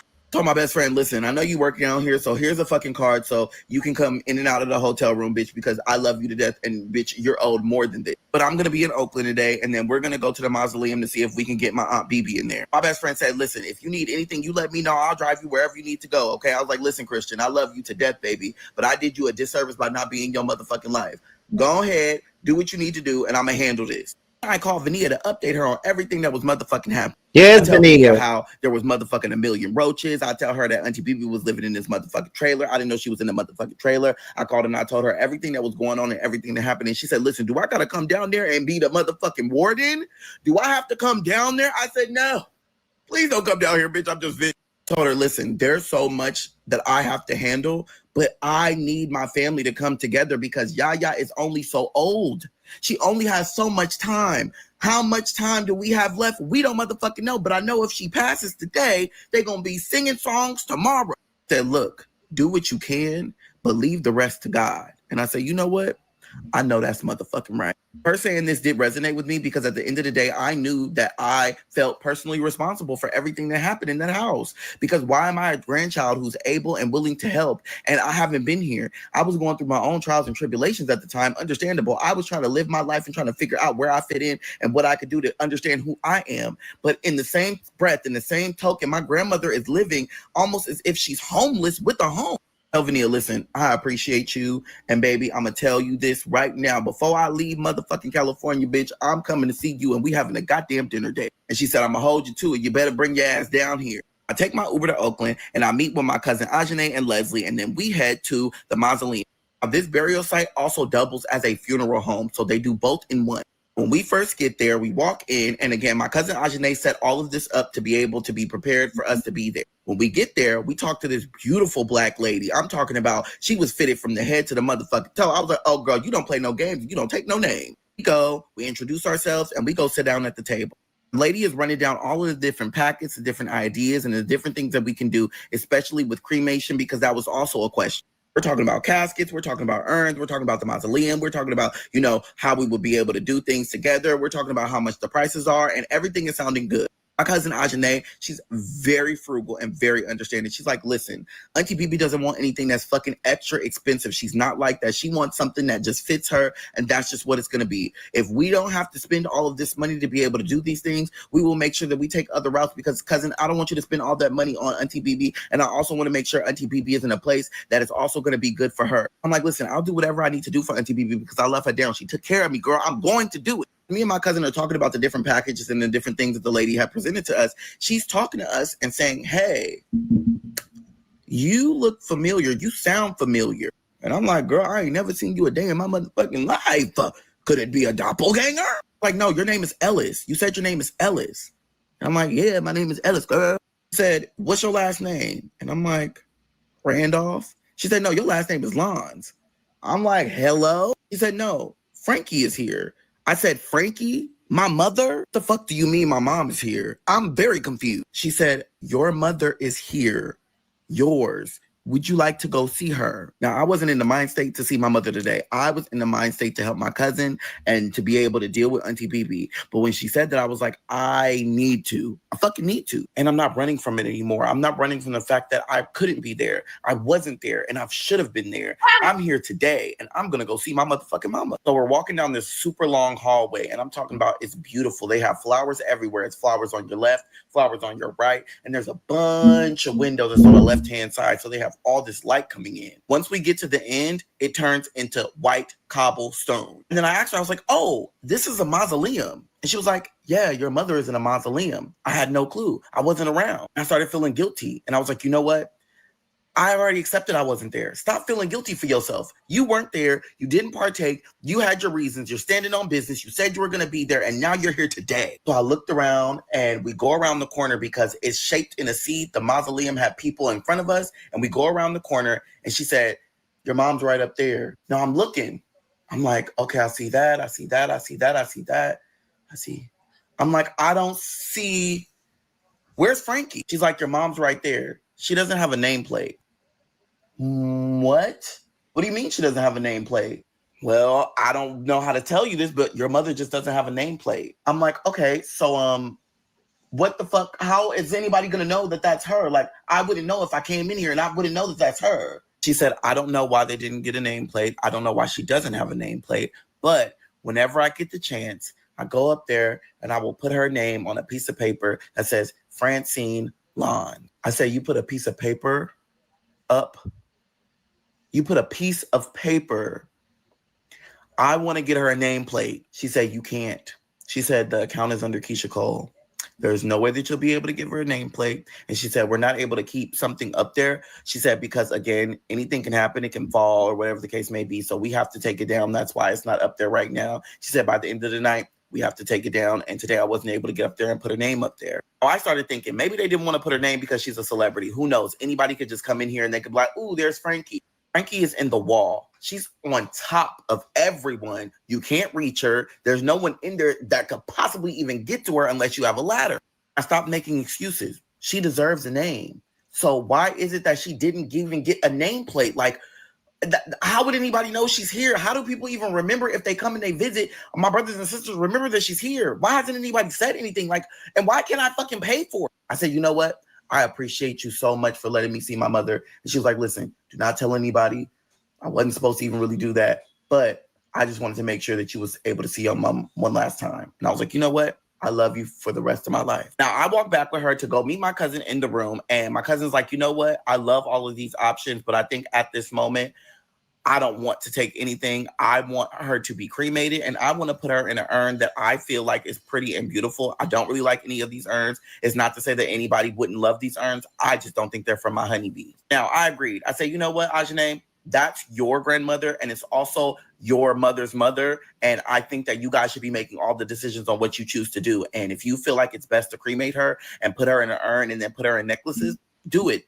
It's your choice. And I'm gonna stand with you 100% in the motherfucking way, because I wish I would have did this for my mother. Like, thank you, cousin. I love you. And she told the lady, thank you so much, but we're gonna pursue other ways of how to do this. But again, we're gonna make sure that she gets cremated here. She said, okay, thank you so much. We're gonna go ahead and we're gonna close the meeting. So we leave, we go back to Yaya's house, and we tell Yaya the good news. Tell Yaya, listen, you get to look and choose whatever urns that you want for BB, and we're going to make sure that her ashes go in the urn, and we're going to make sure that we have necklaces that signify Auntie BB, and those ashes will go in those urns. She said, no, I don't want her ashes in the urns. I want those urns to signify Auntie BB, but I want your mother to have all of her ashes because that's her mom. And it was the first time, and I caught myself. It was the first time I listened to Yaya, because I came down here and I said, we need to do this. We got to get this. We got to go there. We got to do this. We got to do this. We got to get that. But what did Yaya want?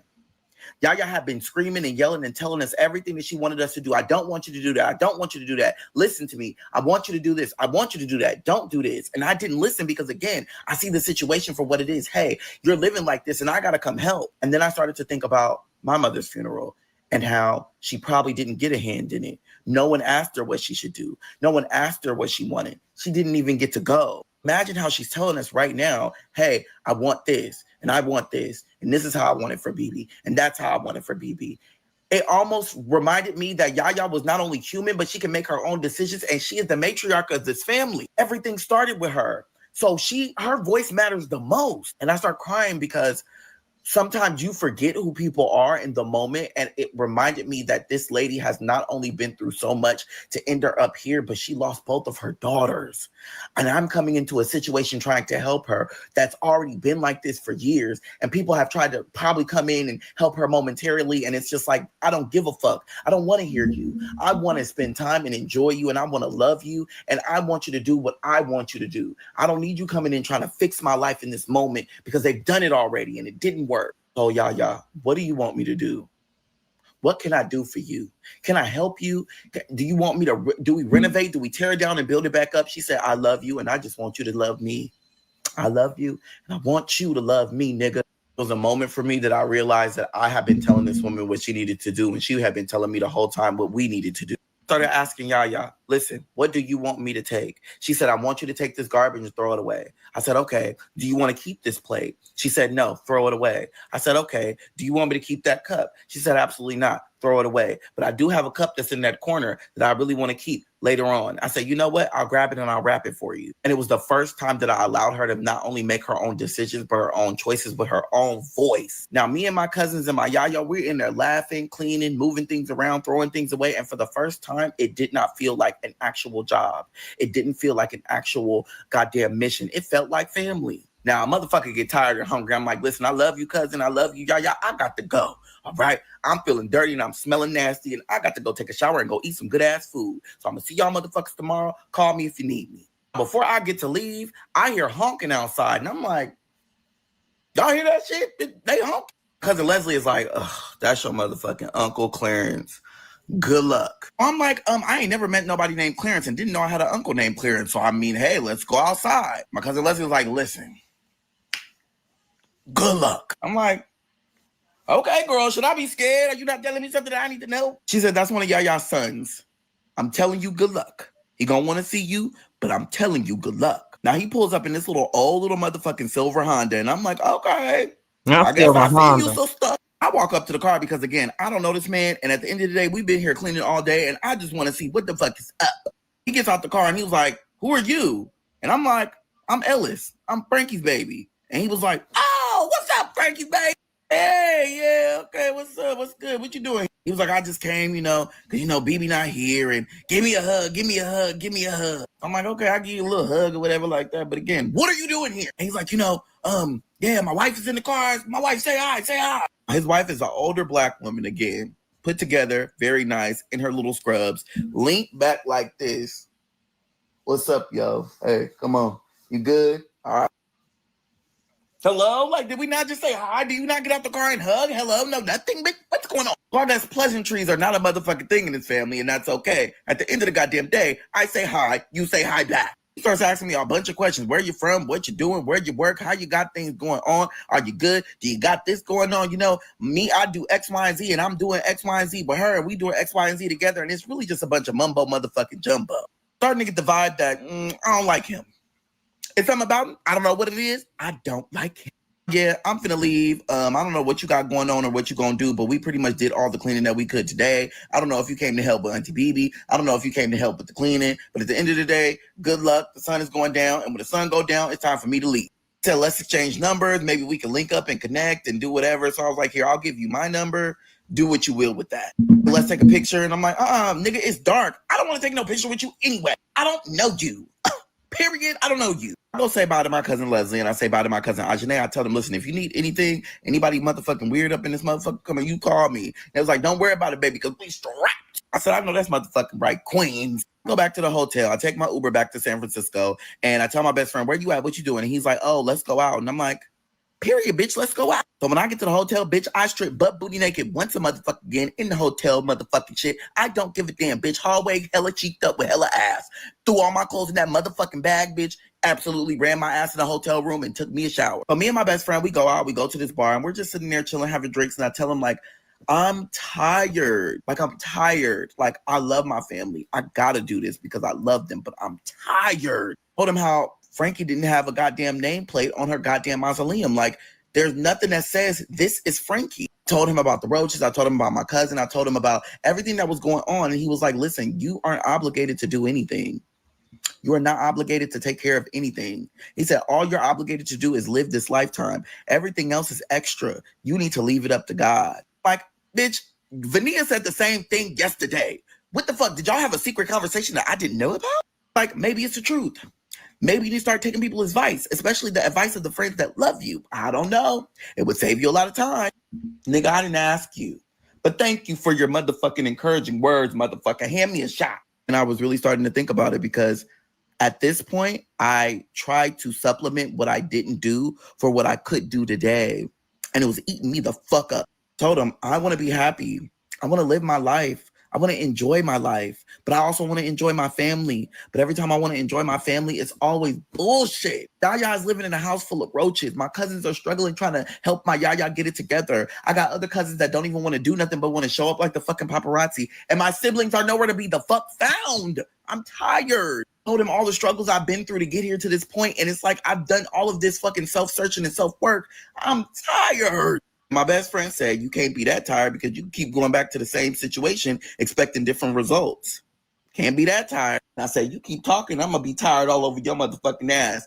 Now, who are you, Dr. motherfucking Phil? Fortunately, my best friend was telling me everything the fuck I needed to hear in that moment, and I loved him for it. I still love him down to this day for it. I only had 2 days left in California because, again, I still have to go back to work. I did not get this shit funded with my PTO. I did this all by myself with my own money. I have to go back to work. I have to go back to school. And I took 1 day off from therapy. So, baby, my whole schedule was fucked.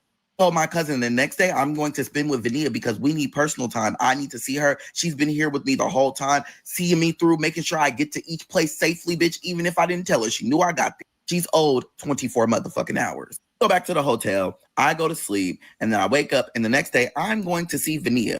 Me and Vania love fucking Chipotle, so I told her, listen, we're going to do a Chipotle day, bitch, and we're going to meet halfway, and I'm going to make sure, bitch, we are going to have the date we deserve. I said, we're not meeting halfway. You coming to my motherfucking house. Period, point blank, period. But okay, motherfucker, see you at 11. I didn't know Vania was going to meet me at the BART station, bitch. I tell you, I take BART all the way down to where Vania lives, and I get out the BART station, and I hear, and I'm looking around. Who the fuck? Who the fuck on? Get out the car, talking about, Ellis, bring your motherfucking ass. I see you. Like, twin. I run up to her and I give her the biggest hug I have ever given anybody in fucking life, because it's been years. She was searching for me, looking for me, scared, probably didn't know where the fuck I was. I was hiding. I was going from city to state to city, not knowing where the fuck I was going to end up and if I could motherfucking make it. And now we finally reunited after so long. And I'm like, bitch, I don't ever want to lose you again. We hug, we crying, we get in the car. And she was like, bitch, if you ever motherfucking leave again, I'm gonna motherfucking deliver you to God my goddamn self. All right, bitch, I'm gonna give you that. I'm gonna let you have that. Seeing Vania, it was almost like I was reliving my childhood, because again, we've done so much together, and it was so emotional because where she was in life and where I was in life, two different places, but still we're here. We're successful, we're living, we're trying to understand what life feels like. And I mean, it's just so much. So we go and eat at Chipotle and we sit down and I tell her, tell me everything. I want to know all the things you've been through. I want to know everything you've been through. I want to know the good times, the bad times, the hard times, the times that you didn't even think were going to happen. Bitch, I want to know everything. So we talk. We talk for about 2 to 3 hours, and she tells me every single moment. It's almost like I'm living in the moment as I'm living in this moment. I'm like, God damn, girl, you went through it too. It made me remind myself that just because Vania was strong for me does not mean that I couldn't be there for her. And I took myself away when she needed me the fucking most. There were times where I should have been there and she didn't have me. That, can I make you a promise? I want to make you a promise. She said, bitch, don't be making me no motherfucking promises if you ain't gonna keep it. I said, bitch, I'm gonna make you a promise and I'm keeping it. I want to make you a promise that I'm never going anywhere. You're going to know my location. You're going to know where I'm at. And I'm going to make sure, even if it's once a week, that I give you a call and we update each other on our lives, because I want to be there for you the same way that you were there for me. And she said, twin, I love you. As long as you are happy, fed, and you're alive, that's all I care about. I told Vania, listen, after this, I'm going to be there for Auntie BB, but I think I need to make a crucial decision on how I deal with my biological family, because I cannot keep doing this. I feel like they're just ruining my life. And I tell her I love my cousins. I love them to death. I love Auntie BB to death. There's so many things that I want to do and be a part of, but I just feel like at this point, I'm exhausted. I tell her I've been dealing with them since I was 13. I'm 30 years old now. I can't do this no more. It's toxic. It's dysfunctional. I got to get my life on track and I got to move on and be me. Now she says, have you not seen what you've been doing on TikTok? She said, you have 100,000 followers. You've been speaking up for marginalized communities all over the world. You are Ellis. Remember that. And then I said to myself, I don't want to be Ellis anymore. I've been Ellis long enough to know Ellis has evolved, Ellis has grown, Ellis has moved on. It's time to do something different. At the table, I looked up names that were short for Ellis, and the first one that popped up was Elijah. I'm to find out, we know who Elijah is in the Bible, and it's perfect. I said, I'm changing my name. I'm going down there today, and I'm changing my name. As soon as we leave from here, I'm changing my name. Looked at the motherfucking time, and it said 7 o'clock. I said, I will not be changing my name. That will be a tomorrow endeavor. I said, listen, since I'm doing this tomorrow, I'm going to go visit my sister because, again, my sister, she lives in Berkeley. I'm on the way to the hotel, and I get a text message from my Uncle Clarence, who I didn't even know and forgot and just remembered to have my number. This man decides to text me and tell me what the fuck I need to take down, because at the time I had posted Yaya's house. I had posted a GoFundMe for my Auntie BB. And when I went down there, I seen Yaya's house, and that's what made me post Yaya's house. Because again, I did not know how to physically, emotionally, and mentally deal with the situation alone. Now, I didn't know and still don't know Clarence from a can of motherfucking paint. But for that man to text me and tell me what the fuck to do when I am struggling mentally to deal with the conceptualization of my Yaya's house looking like that, fuck you. Because instead of actually trying to get help, you're going to tell me that I need to take down the post and that people don't need to see the way that Yaya is living when no one is doing shit about it. Again, back then, I only had about 100,000 followers, which, again, is a lot of fucking followers. But I was trying to raise awareness so everybody could understand what the fuck was going on in that time period, because I didn't even conceptualize what was going on. I was numb. And it made me understand that this family did not want change. No matter how much I tried, no matter what anyone motherfucking wanted to try, no matter how much someone gave the example and said, this is what we're going to do to move forward, no one was going to change. My siblings didn't show up. A lot of my aunts didn't show up. A lot of these people that were begging and being around Keyshia doing X, Y, and Z, none of them showed up. All these people that say that they're a part of this motherfucking family, where the fuck are you? Nowhere to be motherfucking found because it's not important to you. At this moment that I allow God to handle this situation because I kept trying to play the matriarch and I kept trying to be the matriarch and I couldn't in this moment. There was nothing that I could do. There was nothing I could change. I could only play my position, which was being myself. That's the only thing that I could do in this situation. And unfortunately, I had to give it to God. Yaya didn't want to leave the house. I couldn't force her. If my cousins wanted to go back and forth and deal with Yaya and try to help this situation, I couldn't force them to stay home or go get any rest. I couldn't force my brothers and sisters to come down and deal with the situation with Yaya.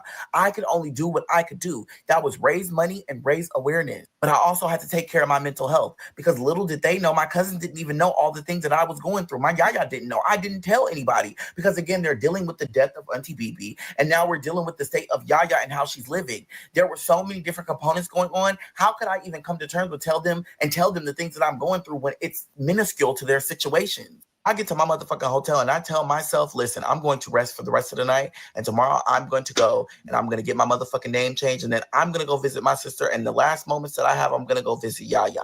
But then I get a phone call. And that phone call is from my cousin Leslie. And I'm like, what she be calling me? Okay, let me pick up. Hey, girl. And she's like, I'm done. I'm tired.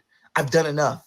I have been back and forth and back and forth and back and forth and back and forth, and nothing is getting done. Now I'm getting threats because people are coming and telling me that I can't be at this fucking house because I'm trying to help my Yaya get her finance together so that she can fucking get her goddamn daughter cremated, which is my motherfucking mama. And they're telling me I'm digging my nose and sticking my nose in a place that it don't belong. And I'm just trying to get her fucking life together and get this shit settled. I'm tired. I'm confused because I'm like, bitch, who would tell you that you can't come to this motherfucking house when you done been here back and forth doing all this thing for months and helping your mom and helping your Yaya? What the fuck is going on? He said Yaya has been in control of her finances since day one. She knows what's coming and what's going. She's sending people in this family money. And I don't know if you know, but now you do. She said anybody that you could think that asks for money is getting money from Yaya. She said at the end of the day, the money that you donate is going straight to motherfucking Yaya so she can bury her motherfucking daughter or cremate her motherfucking daughter. But people are threatening to call the police because I'm trying to dig my nose in her finances and make sure that she gets the fucking money. Hello? That's what I'm doing. I'm trying to get her fucking life together.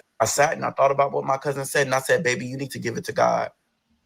You need to play the role that God gave you. You can't do nothing besides whatever God has given to you. Say, you know what, cousin? I'm going to do exactly the fuck that. I'm going to. I can't do more than what God has destined me to do. Cousin Leslie was trying to fix a problem that was generational. The fact that anybody in this family would ever want money from my Yaya, knowing good and goddamn well her living situation is the worst that I've ever seen anybody in person. There's not a dime that I would ever take from that lady. But to know her situation, to understand what she's been through, to take money from her and then try to ban my cousin from that house, knowing good and goddamn well she's doing the best she can to help, diabolical. Oh, my cousin, you got kids. Your daughter, your child is there with you. She got a baby. Your baby's baby is risking their life because you're trying to take care of your grandmother. And it's nothing that you can do to help. I said, what you need to do is go home and be with your kids. What you need to do is go home and be there for your grandchildren. You need to go be there for your daughter who got a baby. Your baby got a baby. Don't worry about this. Do what you can and take your ass home. Okay, so I'm going to stop it here. Because tomorrow I'm going to come back probably when I get out for work. This is more about Ellis versus Elite right here. So we're going to stop it here. And that's the next 44 minutes of the video because we only got 2 more parts of this story to go into because I really want to finish this before we do this interview. But that's it for tonight.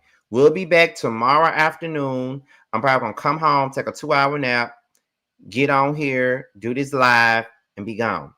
But with that being said, I'm so glad that you guys were here with me tonight. It was over 100 of y'all up in here. We really appreciate you guys.